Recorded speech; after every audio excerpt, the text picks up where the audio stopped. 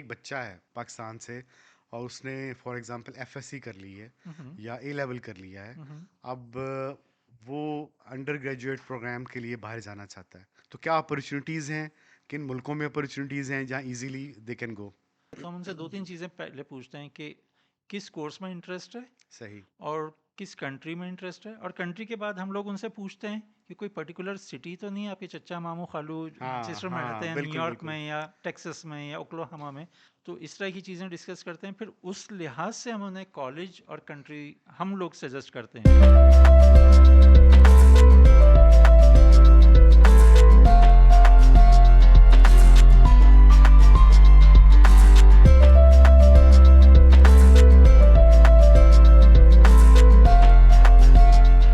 अस्सलाम वालेकुम।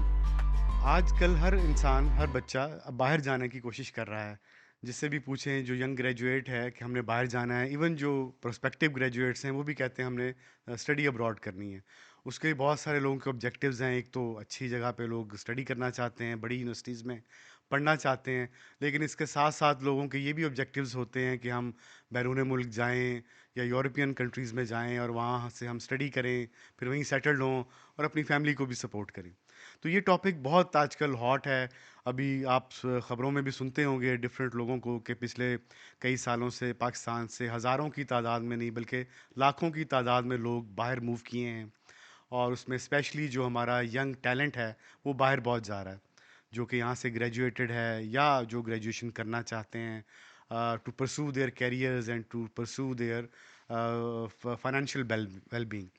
तो इस सिलसिले में आज हमने अपने स्टूडियो में डिस्कशन के लिए एक नहायत ही रेलेवेंट और एक्सपीरियंस शख्स को दावत दी है, जो कि एजुकेशन कंसल्टेंसी की फील्ड में पिछले 25 से 26 साल से हैं और उनका वसी तजर्बा है।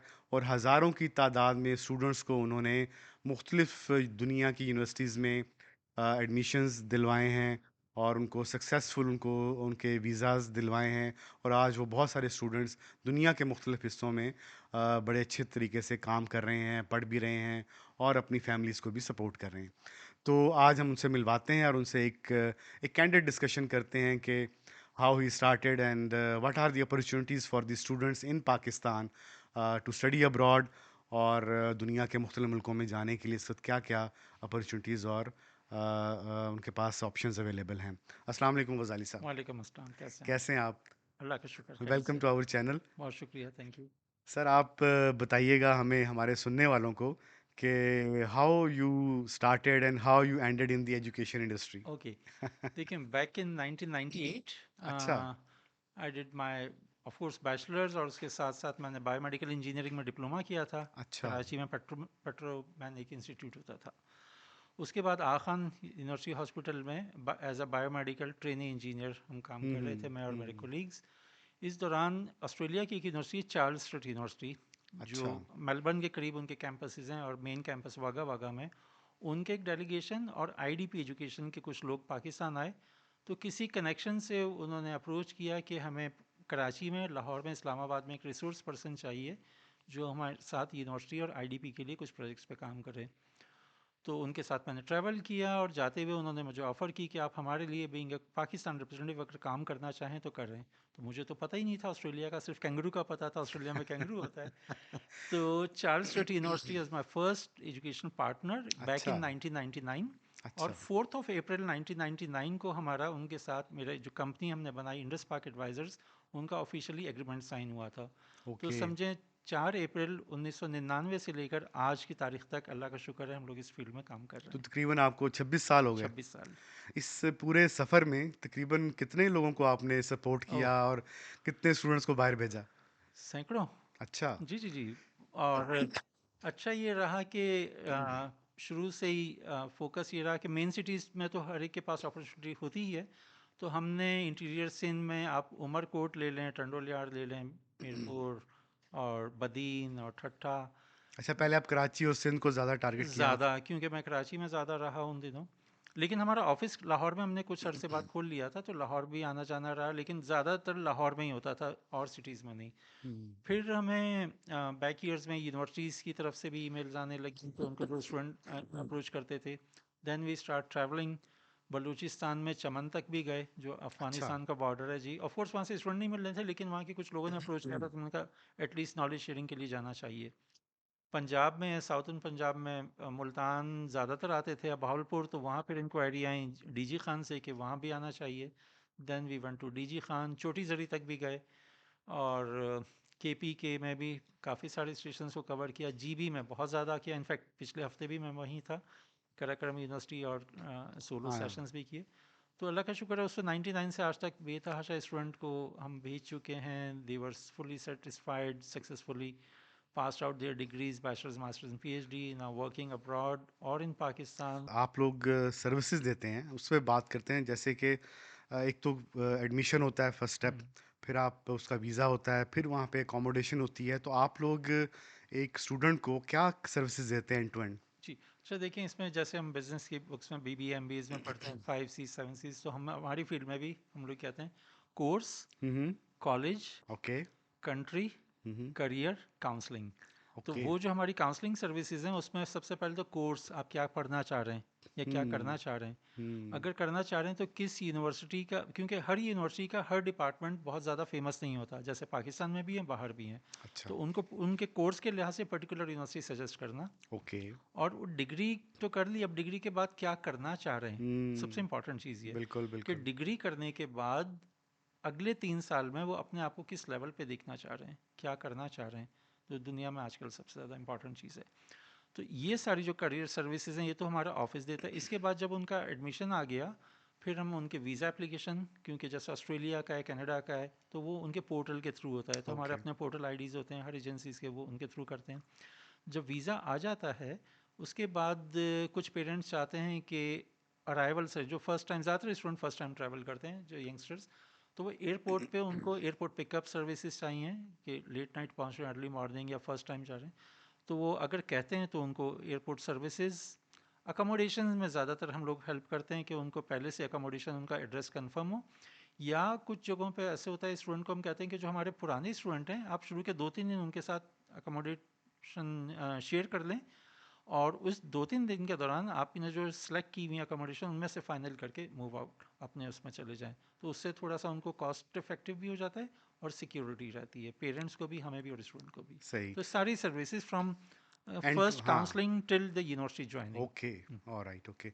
अच्छा, ये बहुत सारे कंट्रीज़ हैं आपने, जी। मतलब जहाँ पे यूनिवर्सिटीज़ हैं, यूरोप है, अमेरिका है, हम्म, कनाडा है, फिर थाईलैंड वगैरह है, जो भी इमर्जिंग कंट्रीज़ हम्म। हैं। तो मुझे ये बताइएगा कि कौन से ऐसे कंट्रीज़ हैं जहाँ पे इजीली आप समझते हैं कि स्टूडेंट वीज़ा मिल जाता है पाकिस्तानी पासपोर्ट के ऊपर? ओके। अच्छा, यूरोप का तो मैं गया हुआ, तो बहुत सारी जगहों पे आपकी तरह बहुत ज़्यादा ट्रैवल किया हुआ है, जी। लेकिन हम यूरोपियन यूनिवर्सिटीज़ को बहुत ज़्यादा फोकस किया नहीं पिछले 25 साल में। हमारा जो मेन बिजनेस रहा वो अमेरिका, अच्छा। Australia, hmm. कनाडा, यूके और Thailand, okay. ASEAN region. Malaysia भी करते थे, लेकिन फिर हमने मलेशिया से थाईलैंड तो आपकी स्पेशलिटी ना, उस पे जी, हम आएंगे। हमें 24 साल हो गए थाईलैंड जी। तो अगर हम चार ही जो इंग्लिश स्पीकिंग कंट्रीज़ में बात करें, चाहे हमारी फील्ड में हर 3 साल किसी भी एक कंट्री के लिए बहुत अच्छे होते हैं, और अगले 3 साल वो थोड़ा स्लो हो जाती है, फिर इसे कर्व होता है, अप एंड डाउन इसकी क्या चलता रीज़न रहता है? है। उनकी मार्केट डिमांड, अच्छा। एक तो यूनिवर्सिटी कैपेसिटीज़ के, उनकी जो इंटरनेशनल स्टूडेंट के लाइसेंस, और जो जो जो उनके पास स्पेस होती है, फुल ओके। हो चुकी होती है। ओके। अच्छा, उधर ये नहीं होता कि अगर 40 की क्लास है तो 2 सीट और रख दी, नो, हाँ हाँ दे हैव हाँ टू हाँ। Follow the rules. Follow the rules. अच्छा, सिर्फ यूनिवर्सिटी नहीं, अकोमोडेशन के बहुत इशू होते हैं। जैसे पिछले दिनों में ऑस्ट्रेलिया में, हम्म। मेलबर्न में, सिडनी में इंटरनेशनल स्टूडेंट्स को अकोमोडेशन नहीं मिल रही थी। हम्म। अभी आज एक साहब से बात हुई, तो जर्मनी अभी जाके आए, तो जर्मनी के जो मेन सिटीज़ हैं, क्योंकि पिछले कुछ सालों में जर्मनी में बहुत ज़्यादा फ्लो हुआ इंटरनेशनल स्टूडेंट का, तो वहाँ अकोमोडेशन नहीं मिल रही, 3-3 महीने की क्यू है एक अपार्टमेंट पे। ऐसे ही है। तो ये सारी चीज़ें भी देखनी होती। तो हमारा जो मेन है अमेरिका। अच्छा। America is land of opportunities for the hmm. Brilliant good candidates, और थोड़ा सा जो एक्टिव है उसके लिए दो रीजंस हैं। एक तो अमेरिकन यूनिवर्सिटीज़ बहुत ज़्यादा फ्लेक्सिबल होती है in terms of giving an admission, okay. कि अगर किसी की किसी वजह से 1-2 साल का गैप आ गया, 3 साल का, तो वो डॉक्यूमेंटेशन के साथ सबमिट करते हैं, तो वो एक्सेप्ट कर लेती हैं। ऑस्ट्रेलिया में, यूके में आजकल पॉसिबल नहीं है। सेकंड, अमेरिकन यूनिवर्सिटीज़ में जो फ़ी प्लान है, financials, student can get so many instalments. अच्छा। जी जी जी। पहली दफ़ा में कोई यूनिवर्सिटी कहती है आप $4,000 दे दें सेमेस्टर की, दे दें, लेकिन ऑनवर्ड्स जो सेमेस्टर या ईयर की फ़ी हैं, वो 4-4 5-5 इंस्टॉलमेंट्स में हो जाती हैं एक साल में। ओके। तो और सेकंड, स्टूडेंट जब डिग्री कर लेते हैं तो उनकी जो एक स्टेम या ओपीटी टाइप की जो टर्मिनोलॉजीज कहलाते हैं, ऑक्यूपेशनल हम्म। प्रैक्टिकल ट्रेनिंग वीज़ाज, वो अपॉर्चुनिटी डिग्री के बाद। तो इसलिए अमेरिका हमेशा से बहुत ज़्यादा हमें और मुझे जैसे, लगता है कि अमेरिका में शायद आपको जो स्टूडेंट वर्क करते हैं स्टडी के साथ साथ वो भी अपॉर्चुनिटीज मिल जाती हैं। अच्छा देखिए उसमें यह है कि लीगली अगर हम देखा जाए जो उनका लॉ में लिखा हुआ है, तो अंडर ग्रेड को ऑन कैंपस अलाउ है। अच्छा। ठीक है, तो लेकिन करते तो बाहर भी हैं, अगर वो एक हम्म। सर्टन हद तक करते रहें तो कोई इतना वो नहीं है, लेकिन लीगल जो बुक्स में इमिग्रेशन लॉ में वो नहीं है। मास्टर्स को यस, क्योंकि हफ्ते में 1-2 दिन क्लासेस होती हैं, लेकिन डिग्री के बाद और जब उनकी समर और विंटर वेकेशन या यूनिवर्सिटी हॉलीडेज होती हैं, यस दे कैन डू। और वो काफ़ी रीजनेबल अमाउंट अपना सेव कर लेते हैं ताकि उनके नेक्स्ट सेमेस्टर की जो लिविंग कॉस्ट है, food, laundry and accommodation, they can easily manage सही। इट। अच्छा, हमारे यहाँ क्योंकि ट्रेडिशनली रिवाज इस तरह है कि अमेरिका, कनाडा या यूरोप जाने का स्टूडेंट्स का, कि उसकी मेन रीज़न ये है कि शायद स्टडी के बाद उनको वहाँ पे वर्क परमिट मिल जाता है, फिर पीआर मिल जाती है, तो मेन ऑब्जेक्टिव शायद सिटीजनशिप होता है। जी।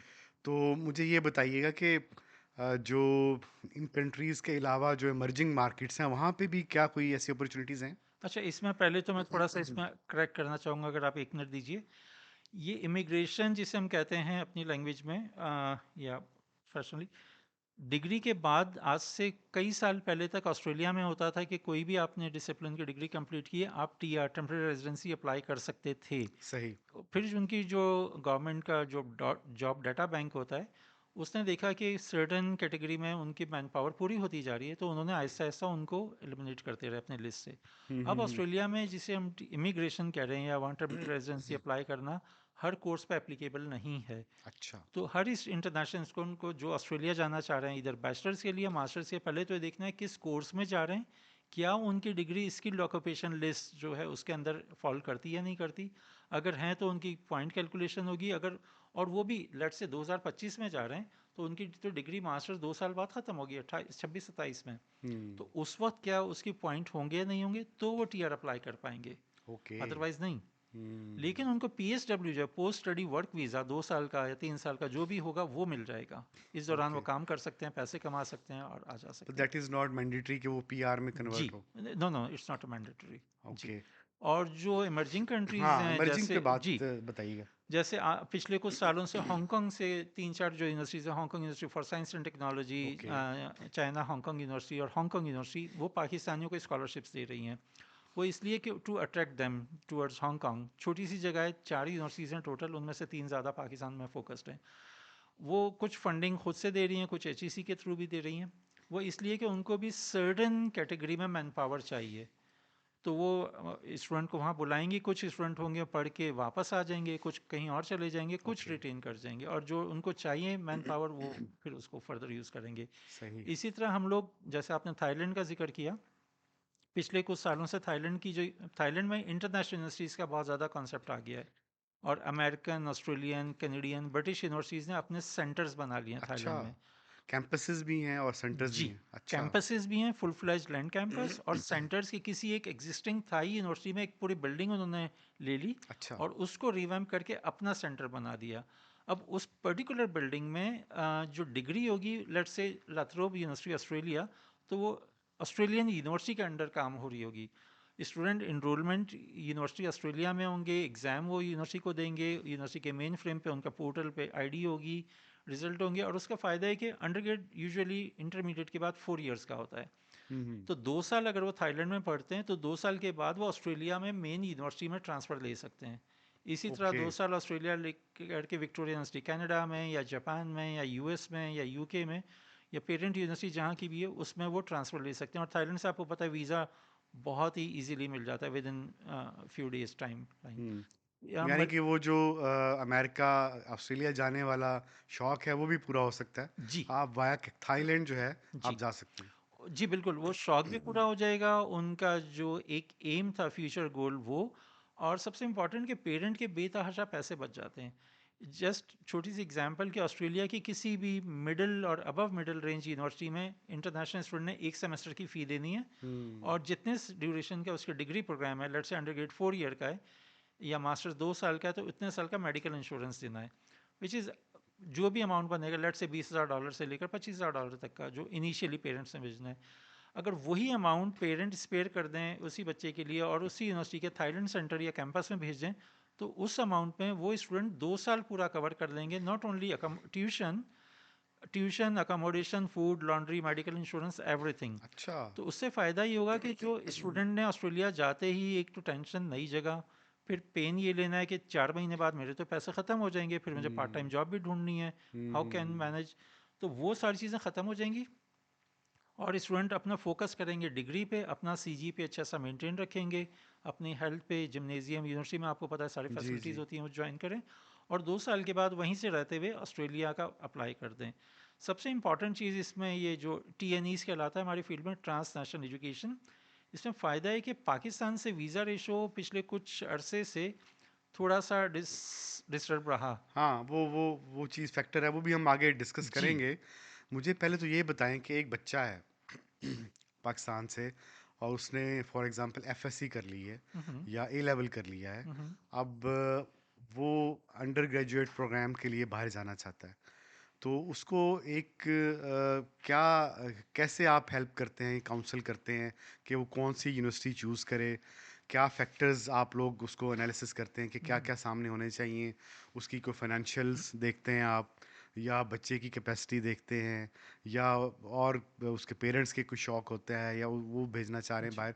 तो एक लेमैन के तौर पे, अगर हमारा कोई भी बच्चा है, रिलेटिव है, he wants to after intermediate, तो क्या अपॉर्चुनिटीज़ हैं, किन मुल्कों में अपॉर्चुनिटीज़ हैं जहाँ इजीली दे कैन गो? अच्छा, इसमें सबसे पहले जब हमारे पास कोई क्लाइंट आते हैं, हाँ स्टूडेंट आते हैं या उनके हाँ। पेरेंट्स आते हैं या फ़ोन आता है, तो हम उनसे 2-3 चीज़ें पहले पूछते हैं कि किस कोर्स में इंटरेस्ट है सही। और किस कंट्री में इंटरेस्ट है, और कंट्री के बाद हम लोग उनसे पूछते हैं कि कोई पर्टिकुलर सिटी तो नहीं है, आपके चच्चा मामू खालू हाँ सिस्टर में रहते हाँ, हैं बिल्कुल न्यूयॉर्क बिल्कुल। में या टेक्सास में या ओक्लाहोमा में, ताकि पता चला हम ओक्लाहोमा की यूनिवर्सिटी बता रहे हैं और उनके रिलेटिव रहते थे सैन फ्रांसिस्को में, सिएटल एग्जैक्टली। में, तो वो तो बहुत दूर है। तो इस तरह की कुछ चीज़ें पूछते हैं जेनरिक। फिर अच्छा। स्टूडेंट का हम ये देखते हैं कि उसके ग्रेड्स क्या हैं इंटरमीडिएट में, ओके। कि 50% से अबव होने चाहिए, एटलीस्ट की बात हो अच्छा रही है, अच्छा।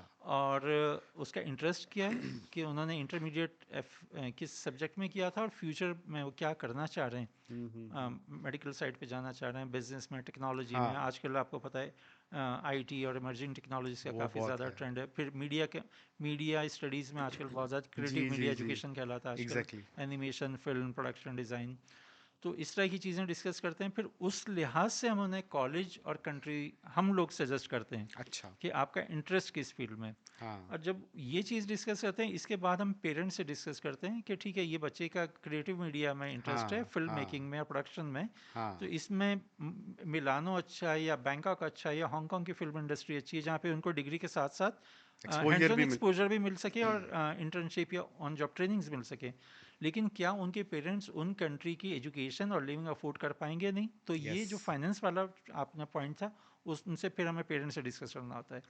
तो इन तमाम एलिमेंट्स को सामने रख के फिर हम एक फिगर आउट करते हैं कि ठीक है, आपका कोर्स तो ये इंटरेस्टेड हैं आप इसमें, लेकिन हांगकांग या मिलान का फिल्म स्टूडियोज़ महंगे रहेंगे, हाँ। तो better to go for Dubai, knowledge village में भी उसी लेवल के स्टूडियोज़ और फिल्म मेकिंग हो रही है, तो okay. Why don't you go there. और अगर कोई थोड़ा सा अच्छा अफोर्ड कर सकते हैं तो फिर हम उनसे, हॉलीवुड के भी एक दो इंस्टीट्यूट्स हैं अच्छा। जो पार्शली फंडेड भी देते हैं, लेकिन सबसे इंपॉर्टेंट ये क्योंकि वो हॉलीवुड में होते हैं, तो एक तो वही कि हॉलीवुड फिल्म मीडिया सिटी, और उनको इंटर्नशिप और ऑन जॉब ट्रेनिंग और पार्ट टाइम जॉब के चांसेस बहुत अच्छे मिल सकते हैं। बिल्कुल तो बिल्कुल। फिर इस तरह से हम लोग उनको असिस्ट करते हैं। सही। अच्छा, अंडर ग्रेड जो स्टूडेंट्स हैं, इनके लिए भी स्कॉलरशिप्स, क्योंकि मोस्टली हम सुनते हैं कि जो पोस्ट ग्रेजुएट स्टूडेंट्स हैं उनके लिए स्कॉलरशिप्स ज़्यादा अपॉर्चुनिटीज़ होती हैं, पीएचडी, एमफिल और those kind of research projects के लिए। तो अंडर ग्रेड जो स्टूडेंट्स हैं, इनके लिए भी स्कॉलरशिप की अपॉर्चुनिटीज़ अवेलेबल होती हैं मुख्तलिफ यूनिवर्सिटीज़ में, या किन प्रोग्राम्स में होती हैं? जी, बिल्कुल, आपने सही फरमाया कि मास्टर्स के लिए या मास्टर्स बाय रिसर्च के लिए ज़्यादा फंडिंग अवेलेबल होती है, जी। क्योंकि उन कंट्रीज़ को, यूनिवर्सिटीज़ को रिसर्चर्स चाहिए होते हैं, ताकि वो हाँ। अट्रैक्ट करके बुलाते हैं, फंड करते हैं और फिर उनके लिए वो काम करते हैं रिसर्च में। अंडर ग्रेड के लिए भी बेतहाशा ऑप्शंस अवेलेबल हैं तमाम कंट्रीज़ में इनफैक्ट, लेकिन निस्बतन मास्टर्स के या मास्टर बाय रिसर्च के कम होती हैं। लेकिन सबसे ज़्यादा जो पाकिस्तानी स्टूडेंट और पाकिस्तान को जो दी जाती थी बहुत अरसे से, वो अमेरिका की हैं अंडर USEFP और बहुत सारे डायरेक्ट यूनिवर्सिटीज़ की भी। हम्म। इसके अलावा UK की यूनिवर्सिटीज़ देती हैं, वो पार्शली ज़्यादा देती हैं, मास्टर्स में ज़्यादा देती हैं फुली फंडेड, लेकिन अंडर ग्रेड में कम।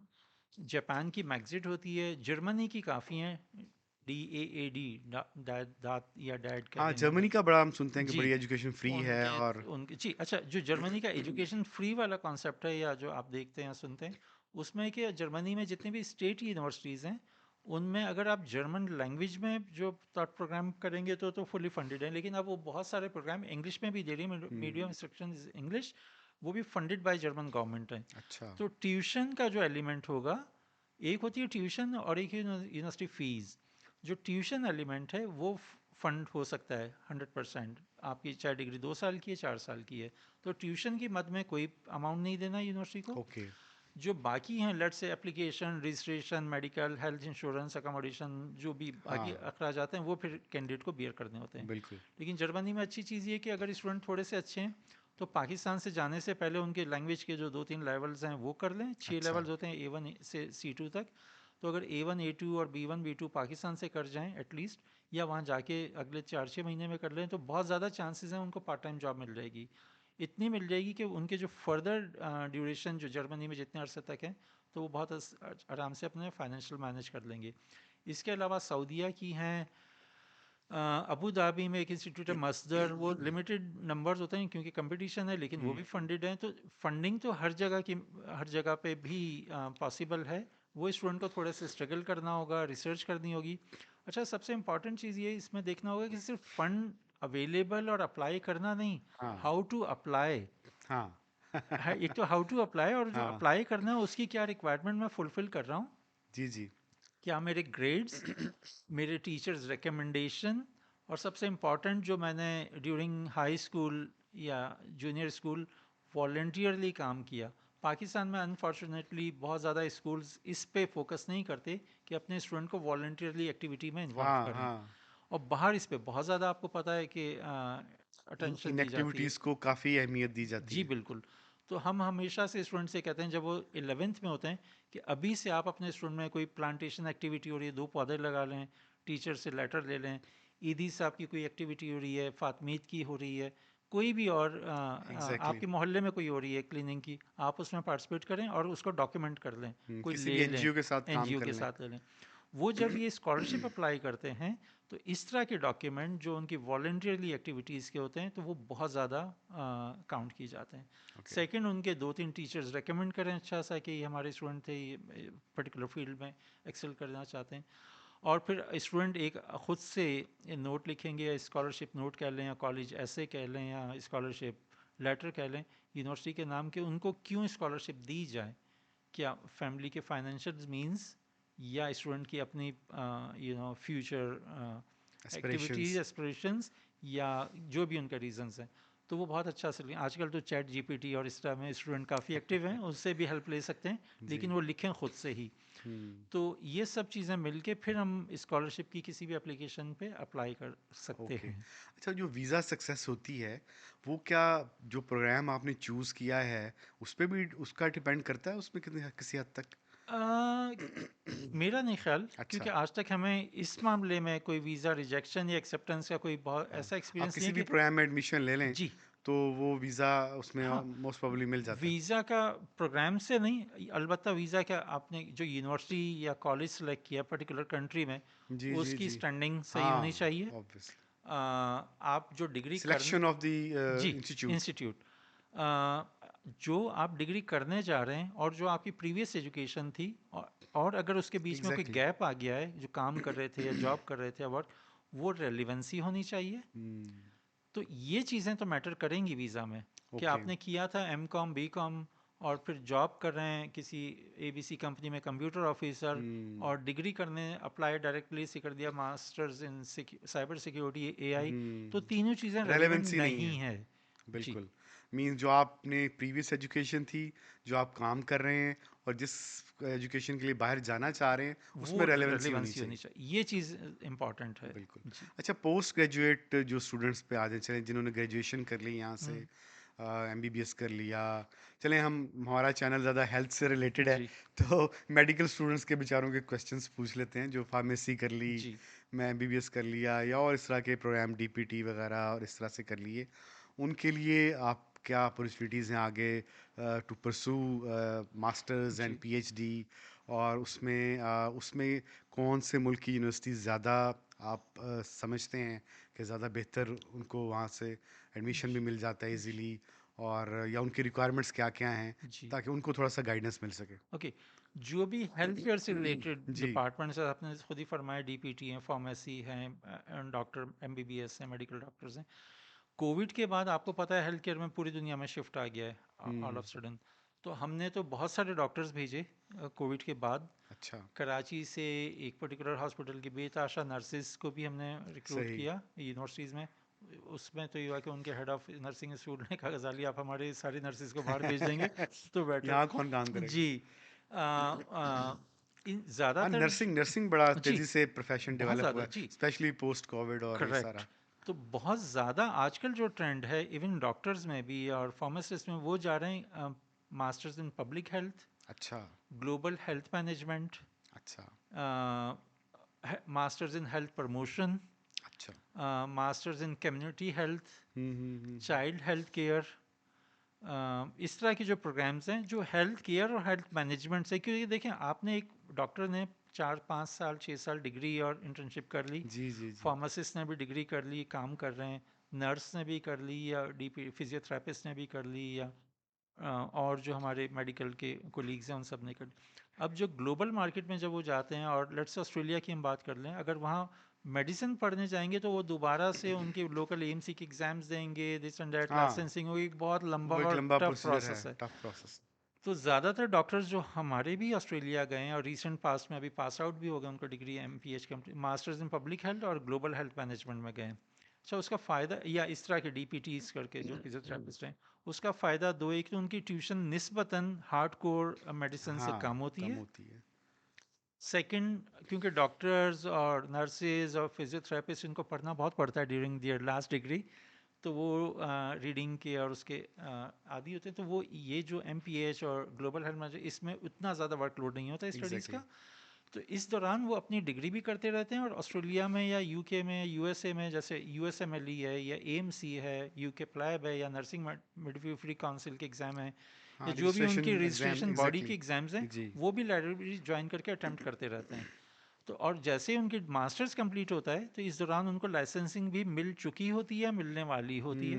तो हम्म। उनका जो फ्यूचर करियर है बहुत स्ट्रांग हो जाता है, कि उनके पास सही। एक लोकल डिग्री हेल्थ केयर या हेल्थ मैनेजमेंट की, along with their hardcore professional. Okay. तो वो बहुत ऑलराइट। अच्छा कम्बिनेशन है। तो पिछले 4 5 साल से तो ज़्यादातर लोग health management, health care, global health management, इस तरह के कोर्सेज को चूज़ कर रहे हैं। ओके। अच्छा, इन जो पोस्ट ग्रेजुएट एडमिशन्स के लिए आइल्स, जीआरई, या ये जो जितने भी एग्ज़ाम्स हैं, इनका कितना एक रोल है? और ये कितने हद तक ज़रूरी हैं? मतलब है, किन ममालिक में एग्जाम्प्ट मिल जाता है, किन ममालिक में मैंडेटरी हैं? ओके। थोड़ा सा इस पे लोगों को गाइड जी। करें। अच्छा, देखें, इसमें जो आईएल्स है या पीटी या टोफेल या डुओलिंगो, ये तो जी। इंग्लिश लैंग्वेज के असेसमेंट टेस्ट जी हैं, कि जी। आपकी अंग्रेज़ी कितनी अच्छी है। जी। और जो उनको अंग्रेज़ी का लेवल चाहिए कि आप उसको compete कर रहे हैं, क्योंकि आपने जाके तो पढ़ना तो इंग्लिश में ही है। जी। तो वो तो कंपलसरी है, किसी भी कंट्री को ले लें, UK, US, Ireland, New Zealand, Australia, Canada, even ज़्यादातर यूरोप, इवन जर्मनी भी मांगता है जब आप इंग्लिश मीडियम में जा रहे हैं, हंगरी भी मांगेगा English even medium. Thailand. Thailand में जैसे जो वहाँ की टॉप ऑफ माहीडॉल है, चूलालंगोंग है, यस दे नीड इट। कुछ यूनिवर्सिटीज़ हैं वो एग्जाम कर देती हैं, लेकिन इस शर्त पे कि आप वहाँ आके, आईबीटी कहलाता है, ओके। इंस्टीट्यूशनल बेस्ड टोफिल, वो अटेम्प्ट करेंगे। ओके। तो ultimately you have to you have attempt. To attempt. ज़्यादा अच्छा यहाँ से देखे जाएं। जी मैट और जी आर ई मास्टर्स में, S A T undergrad पे, वो अमेरिकन इंस्टीट्यूट की बेसिक रिक्वायरमेंट ओके। है। अच्छा, अब अमेरिका में भी बेतहाशा यूनिवर्सिटीज़ हैं जो विदाउट जी मैट और जी आर ई और एस ए टीज़ एडमिशन भी दे देती हैं, अच्छा। स्कॉलरशिप भी एप्लीकेबल होती है, और ज्वाइनिंग भी। तो अच्छा। वो बेस करेगा आपकी रिसर्च पे कि आप किन इंस्टीट्यूट में कर रहे हैं, कि इधर you want to go for G R E और जी मैट और नॉट। तो वो इंटायरली बेस्ड ऑन दैट। लेकिन अंग्रेज़ी का टेस्ट जो है, आईएल्स या टोफिल या पीटी या डुओलिंगो, वो देना होगा। सही है। और जो पोस्ट ग्रेजुएट स्टूडेंट्स हैं, उनको भी आप स्कॉलरशिप्स के बारे में गाइड करते हैं, या आपके पास कुछ यूनिवर्सिटीज़ के इंफॉर्मेशन होती है ऑलरेडी, या आप they can themselves search for those? अच्छा, स्कॉलरशिप में हमें जो यूनिवर्सिटीज़ कहती हैं, क्योंकि देखें हम तो उनके रिप्रेजेंटेटिव हैं, जैसे किसी भी कंपनी के, जी तो जी जी। हमें तो उनको बिजनेस देना है किसी एग्जैक्टली। भी country. It's a multi million dollar business, international education. तो वो पार्शल स्कॉलरशिप देती हैं हाँ। हमारे थ्रू। वो कहते हैं कि पाकिस्तान के हर स्टूडेंट को इतना अमाउंट या इतने परसेंट फंडिंग मिलेगी, तो हम उसको मार्केट कर देते हैं ऑन बिहाफ ऑफ यूनिवर्सिटी। कोई बहुत ही पर्टिकुलर केस होता है कैंडिडेट का, स्पेसिफिक है, तो फिर हम इस यूनिवर्सिटी से निगोसिएशंस भी कर सकते हैं कि भाई आप बाकी सबको 25-30% दे रही हैं, इनको 50% दें या 70% दें। ओके। तो वो करता है। अच्छा, बाकी जो फुली फंडेड की हैं, जो उनकी फंडिंग एजेंसीज हैं, जैसे यूएस की USEFP है, जर्मनी की डैड है, हंगरी का मैं सऊदीया की है, या यूके की शेवनिंग के थ्रू, या जापान के मैगजेट, वो हम अपने सोशल मीडिया पे टाइम टू टाइम जब वो अनाउंस करते हैं, हम उसको पोस्ट करते रहते हैं, शेयर करते रहते हैं, ताकि जो हमारे स्टूडेंट कनेक्शन में है सोशल मीडिया की, तो एटलीस्ट उनके पास इंफॉर्मेशन चली जाए, लिंक चला जाए, then they can apply their own. और उनको कोई इन्फॉर्मेशन चाहिए होती है तो यस, हमारी टीम उन्हें गाइड करती है। अच्छा। हमने बात कर ली पोस्ट स्टडी अपॉर्चुनिटीज़, थोड़ी सी पहले भी बात कर चुके हैं इस पे, लेकिन थोड़ा डिटेल में करते हैं कि ताकि स्टूडेंट्स को आइडिया हो कि कौन से ऐसे ममालिक हैं जहाँ से आप स्टडी कंप्लीट करेंगे, अपनी डिग्री कंप्लीट करेंगे तो आपको अपॉर्चुनिटीज़ पोस्ट स्टडी वहीं पे मिल जाएंगी। कौन से ऐसे ममालिक हैं कि वहाँ पे बिल्कुल ऐसी बात नहीं है, हम्म, आपको स्टडी कंप्लीट करके वापस आना पड़ेगा।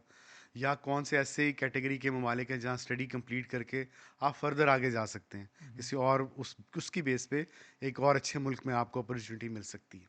जी। थोड़ा सा इसको एक्सप्लेन कीजिएगा। अच्छा, इसमें देखें, अगर हम अमेरिका से स्टार्ट लें, जो हम ज़्यादा करते हैं, अमेरिका में एक टर्मिनोलॉजी 2015 में उन्होंने अनाउंस की थी उनके यूनिवर्सिटी से ग्रुप ने, stem, science technology engineering and maths.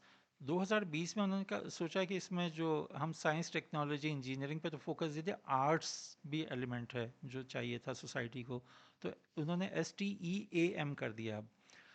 तो इनसे रिलेटेड जो भी कोर्स होंगे जिन यूनिवर्सिटीज़ में, उनको डिग्री के बाद एक्सटेंडेड, जिसे हम लोग कहते हैं वर्क वीज़ा या PSW, वो OPT कहते हैं, ऑक्यूपेशनल प्रैक्टिकल ट्रेनिंग वीज़ा, वो देते हैं, जिसे अप टू 32 मंथ्स है, डिपेंड ऑन सही। Your degree. यूके और ऑस्ट्रेलिया में 2 साल का मिलता है PSW, लेकिन यूके और ऑस्ट्रेलिया में वो एक्सटेंडेबल नहीं है। अच्छा। आपने डिग्री की, PSW एंजॉय किया, उसमें काम किया, पैसे घूमे फिरे खाए पिए, और you have to be back. Okay. Same with Australia. Australia में अलबत्ता ये कि अगर आपका जो डिग्री थी, जो लास्ट डिग्री आपने पास आउट की है, अगर वो रीजनल सिटीज़ से है अदर देन मेलबर्न और सिडनी, मेन सिटी से, और उसके पॉइंट्स हैं SOL में, स्किल्ड ऑक्यूपेशन लिस्ट में, तो आप TR अप्लाई कर सकते हैं, जिसे हम लोग इमिग्रेशन कहते हैं, स्ट्रीट लैंग्वेज इमिग्रेशन अप्लाई कर सकते हैं। पहले TR होगा, फिर जी PR जी। होगा, फिर सिटीजनशिप होगा, जी ऐसे ही है। अप्लाई कर सकते हैं। इन सारी चीज़ों में टाइम भी ज़्यादा लगता है और एफर्ट्स भी हैं, तो उसके फिर हमने कुछ अरसे से हम जो प्रैक्टिकल एक्सपीरियंस भी किया अपने स्टूडेंट्स के साथ, हम उन्हें यहाँ से थाईलैंड भेजते हैं, अच्छा। डिग्री करते हैं, बैचलर्स या मास्टर्स, चलें हम मास्टर्स की बात कर रहे हैं, वो मास्टर्स डिग्री करते हैं, एवरेज 1.5 साल की होती है। हम्म। थाईलैंड ने भी ED+ वीज़ा, जिसे PSW कहते हैं, पोस्ट स्टडी वर्क वीज़ा, वो अनाउंस कर दिया है। ओके। तो इस साल जितने भी हमारे स्टूडेंट गए, अभी तक भी काफ़ी सारे जा चुके हैं, मेल फीमेल यंग, उन सबको ED+ मिला है। तो इसका मतलब है कि वो डिग्री कंप्लीट कर लेंगे, उनकी डिग्री की ड्यूरेशन जो भी है, 1 साल, 2 साल, 4 साल, उनको डिग्री के बाद 1 साल और वीज़ा मिल एक्सटेंडेड है, यहीं से मिल गया है। उसका एक तो फ़ायदा ये कि मल्टीपल एंट्री उस पे हैं, आपको दोबारा री एंट्री वीज़ा नहीं लेना, अच्छा। आप जितनी दफ़ा आए जाएं यू कैन सेम सही। वीज़ा। एक सेकंड, डिग्री के बाद आपके पास 1 साल और है, remain in Thailand to find work, consultancy, business और वट एवर। अगर थर्ड, वर्क मिल जाता है किसी स्टूडेंट को वहाँ पे, जी जी। जॉब मिल जाती है, तो वो फिर उसको PR या TR दे देते हैं, अच्छा, TR या PR वर्क? तो नहीं देते थाईलैंड, अच्छा। क्योंकि उनके पास मैन पावर अपनी बात है, लेकिन हमारे बाज़ स्टूडेंट हैं जिनको 18 साल हो गए हैं डिग्री किए हुए, हाँ। 18 साल से वहीं रह रहे हैं, शादियां पाकिस्तान में, उनकी बीवी बच्चे अम्मी सब जा चुके हैं। अच्छा। तो लॉन्ग स्टे वीज़ा मिल जाता है, उनके ओके। अपने बिजनेसेस हैं, उनकी अपनी प्रॉपर्टी है, उनके अपने घर हैं, उनके बच्चे वहाँ पढ़ इट्स रहे अ हैं। Kind of work permit. Work permit, long stay, एक चीज़। सेकंड, थाईलैंड से आप इमिग्रेशन अप्लाई, अभी रिसेंट पास में लास्ट ईयर हमारे 3-4 स्टूडेंट थे, टंडोल यार इंटीरियर सिंह से और मुल्तान से, उन्होंने डिग्री की, कुछ अरसे से काम कर रहे थे, कैनेडियन इमिग्रेशन अप्लाई की, 3 महीने में उनको इमिग्रेशन मिल गई। अच्छा, वहाँ से? जी, 3 महीने में, और वो चले गए। अच्छा। थाईलैंड से USA का जब आप वीज़ा एप्लीकेशन फॉर्म फिल करते हैं D-160, और उसकी जो अपॉइंटमेंट मिलती है पाकिस्तान से विजिट की, तो 1-1, 1.5 साल लग रहे हैं, स्टूडेंट में भी 3-4 महीने लग जाते हैं। वहाँ विजिट वीज़े के अभी मैं पिछले महीने गया हुआ था तो मैंने अपने लिए चेक किया क्यों स्टेटस, तो 15 दिन बाद की अपॉइंटमेंट मिल रही थी। अच्छा। और स्टूडेंट वीज़ा हम 8 से 10 दिन की अपॉइंटमेंट मिल जाती है और उसी दिन उसी वक्त पासपोर्ट लेते हैं और लंच के बाद स्टूडेंट को वापस दे देते हैं। अच्छा, मैं कहीं पे पढ़ रहा था कि जो थाईलैंड के अंदर, जो you are expert in Thailand, हमारे जो नेबरिंग कंट्रीज़ हैं लाइक इंडिया, नेपाल वगैरह, वहाँ से बहुत ज़्यादा स्टूडेंट्स जा रहे हैं हॉस्पिटैलिटी और नर्सिंग के कोर्सेज़ के अंदर। तो क्या इसमें एक बताइएगा कि कोई वो इसमें हमारे यहाँ लोगों को पता नहीं है या वहाँ के लोगों को ज़्यादा अपॉर्चुनिटीज़ वो दे रहे हैं? ओके, नहीं अपॉर्चुनिटीज़ तो वो बराबर की देना चाह रहे हैं। अच्छा। हमारे यहाँ एक तो कोई बहुत ज़्यादा मार्केटिंग नहीं है थाईलैंड की यूनिवर्सिटीज़ अच्छा। की। अच्छा, वो जा इसलिए रहे हैं कि थाईलैंड की कुछ यूनिवर्सिटीज़ हैं जो इंग्लिश मीडियम इंटरनेशनल स्टूडेंट को पढ़ाती हैं, वो अट्रैक्ट कर रही हैं इस रीजन से इस इंटरनेशनल स्टूडेंट्स को। दो रीज़न वो अट्रैक्ट कर रही हैं, उन फ्रेश ग्रेजुएट्स को या 2 ईयर डिप्लोमा होल्डर्स को स्पेशली नर्सिंग में, वो वहाँ बुलाती हैं यूनिवर्सिटी में। 2 से 3 महीने यूनिवर्सिटी में पढ़ाएंगे उनको थाई स्टाइल या डेकोरम या जो भी उनका। उसके बाद अगर वो नर्सिंग के स्टूडेंट हैं तो उनको नर्सिंग कॉलेज में, सॉरी, पढ़ा के नर्सिंग कॉलेज में पढ़ा के हॉस्पिटल्स में प्लेसमेंट दे देंगी। अच्छा। और वो प्लेसमेंट नर्सिंग असिस्टेंट के तौर पे होती है, of course because they are not a full fledged nurse और उनके हम्म। पास लाइसेंस भी नहीं है। तो नर्सिंग असिस्टेंट के तौर पे वो काम करते हैं और सीखते हैं। इस दौरान हॉस्पिटल उनको यूनिफॉर्म, ड्यूटी मील और स्टाइपेंड पे करते हैं, ओके। और अलॉन्ग विद ऑफ कोर्स सिखा भी रहे हैं, सबसे इंपॉर्टेंट चीज़। ओके। इसी तरह हॉस्पिटलिटी होटल मैनेजमेंट के जो स्टूडेंट हैं जिन्होंने कम से कम 2 साल का डिप्लोमा या डिग्री की हुई है, तो वो अगेन कुछ यूनिवर्सिटीज़ हैं जो इंग्लिश मीडियम में पढ़ाती हैं, मीडियम इंस्ट्रक्शन इंटरनेशनल स्टूडेंट को अट्रैक्ट करती हैं। तो वो स्टूडेंट वहाँ जाते हैं हॉस्पिटैलिटी में, 2 से 3 महीने यूनिवर्सिटी में पढ़ते हैं। फिर यूनिवर्सिटी उनको 4 और 5 स्टार होटल, क्योंकि आपको थाईलैंड का पता है को टूरिस्ट टूरिस्ट प्लेस है, डेस्टिनेशन है, हज़ारों हज़ारों होटल हैं, होटल्स सैकड़ों हैं, इट्स बिग उनके। इंडस्ट्री। जी, तो उनको मैन पावर चाहिए हर वक्त, तो उनको वहाँ प्लेसमेंट देती हैं। Again placement is same like a nursing, कि उनको यूनिफॉर्म, ड्यूटी मील और स्टाइपेंड मिलता है। इससे फ़ायदा ही हमारे स्टूडेंट को होता है। अच्छा, ये पूरा प्रोग्राम 1 साल का है। अच्छा। अब जो शॉर्ट टर्म देख रहे हैं कि उनको जल्दी से करियर में आना है, आपको पता है पूरी दुनिया में चाहे अमेरिका हो, यूरोप हो, सऊदीया हो, कतर हो, दुबई हो या कहीं भी, नर्स अगर कहीं भी नर्स या नर्सिंग असिस्टेंट की रिक्वायरमेंट आएगी तो प्रायोरिटी थाई और फिलिपिनो, हम्म। इससे ज़्यादा अच्छे नर्स दुनिया में कोई नहीं होते। ऐसे ही सबसे है। ज़्यादा डिमांडिंग, आप तो हेल्थ फील्ड के ही हैं। जी। तो थाईलैंड से नर्सिंग की डिमांड बहुत है पूरे रीजन में। ओके। तो वो लोग उस लिहाज से सिखा के हमारे स्टूडेंट को पास फ़ायदा है कि एक तो थाईलैंड में जॉब कर सकते हैं क्योंकि हम्म। मल्टीलिंगुअल है। हम्म। सेकंड, वहाँ से सीख के काम 1-2 साल, और फिर सऊदीया में आपको पता है आजकल दुबई और सऊदीया कंपटीशन में बेताशा एग्जैक्टली। डिमांड है। तो एग्जैक्टली। बहुत सारे लोगों को होता है घर के करीब है तो वो और करीब आके काम कर सकते एग्जैक्टली। हैं। एग्जैक्टली। सेम विद हॉस्पिटैलिटी, वो उनको पेमेंट भी दे रहे हैं, काम भी सिखा रहे हैं, यूनिफॉर्म भी दे रहे हैं, फूड भी दे रहे हैं, हम्म। और इससे ज़्यादा और क्या चाहिए। बिल्कुल। तो स्टूडेंट, अच्छा इंडिया, नेपाल, बांग्लादेश, उन्होंने क्या किया कि वहाँ पहले मार्केटिंग हुई और उन्होंने खूब मार्केटिंग करके उनकी डिप्लोमेटिक रिलेशन भी ज़्यादा स्ट्रांग है, तो उन्होंने अपने स्टूडेंट को भेजना शुरू किया और अब पिछले 2 साल में कई 100 स्टूडेंट जा चुके हैं। अच्छा। हम अब पाकिस्तान में इंशाल्लाह कुछ दिनों में मार्केटिंग शुरू करेंगे इसकी, तो ओके। उम्मीद है कि अच्छा रिस्पांस आएगा, लेकिन इट्स वेरी प्रॉमिसिंग करियर। बहुत शुक्रिया गज़ाली साहब, आज नहायत ही एक इन्फॉर्मेटिव सेशन रहा आपके साथ, और नहायत ही मुफीद बातें आपने बताई जो लाजमी हमारे देखने वालों को और यंगस्टर्स को और जो प्रोस्पेक्टिव स्टूडेंट्स हैं जो बाहर जाना चाहते हैं उनको इससे लाजमी हेल्प मिलेगी। और लोग जो है हम इनक्रेज करेंगे कि आपके साथ राब्ते में रहें। तो नाज़रीन, आज आपने देखा गज़ाली साहब के साथ, he is a famous education consultant with over 25 years of experience. तो उन्होंने नहायत ही प्रैक्टिकल और टू दी पॉइंट बातें बताई हैं, और तमाम सुनने वाले जो पेरेंट्स हैं और स्टूडेंट्स हैं वो इन बातों पे अमल कर सकते हैं, उनको बहुत सी अच्छी इन्फॉर्मेशन मिल सकती है। और जो लोग उनसे रब्ता करना चाहते हैं गज़ाली साहब से, he can reach out through his contact number and his social media pages, Indus park advisers के नाम से। वो हम अपनी वेबसाइट पे भी इनके कॉन्टैक्ट डिटेल्स दे देंगे और अपनी पॉडकास्ट की डिस्क्रिप्शन में भी कॉन्टैक्ट डिटेल्स दे देंगे। तो आप लोग इनसे रब्ता करें, आप लोग इनसे कंसल्ट करें। He will guide you about the admissions, about the good universities as per your financial status, and he's also guide you about the scholarships available in different universities. Thank you very much, and keep watching Health and Life Pakistan for more exciting stuff.